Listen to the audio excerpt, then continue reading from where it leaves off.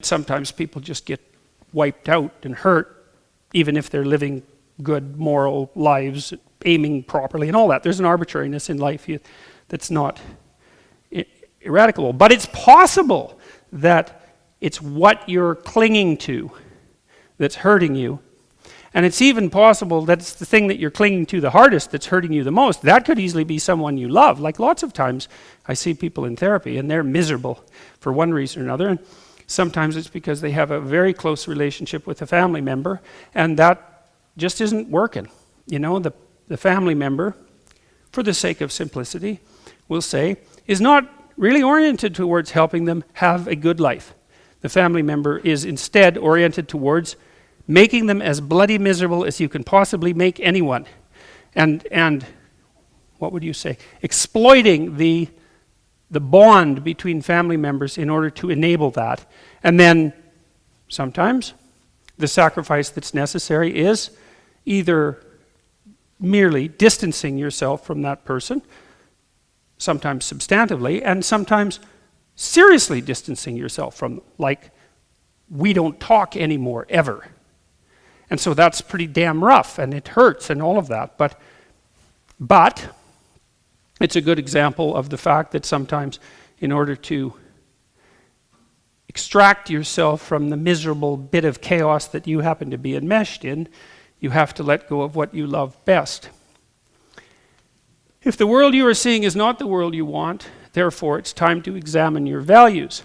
It's really worth thinking about, because the alternative too is to curse fate, right? Because if it isn't you, and there's nothing you can do to change, there isn't something you're doing that's wrong, then it's fate itself, it's the world itself, it's other people, let's say, because they're a huge part of the world, or it's the nature of the world itself, or it's God himself in whatever form you either believe in or don't believe in, because it's fundamentally all the same in the sort of situation that I'm describing.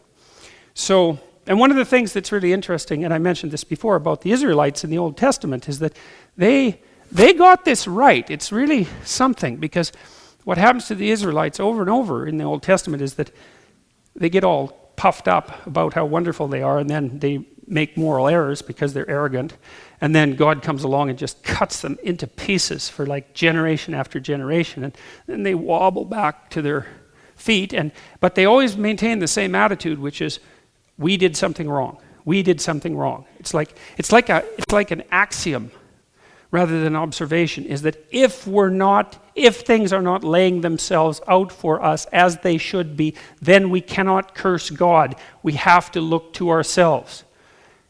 Well, and you think, well, why not curse God? Because maybe it's his fault. And that's a really good question.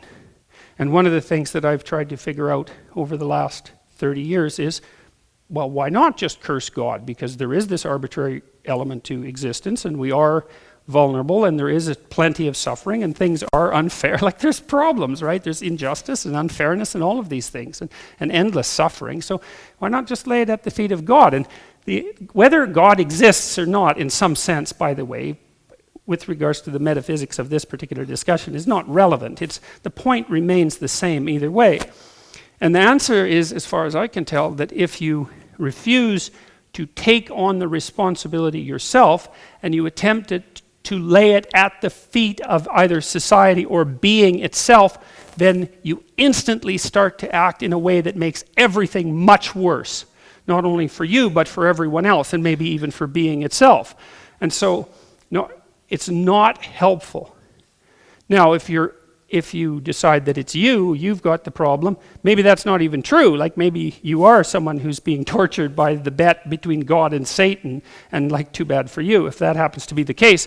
But it still seems to be the appropriate thing for a human being who's standing on his or her own 2 feet in a proper manner to take the responsibility on for themselves, regardless of the counter arguments that might be made against it. That's really something.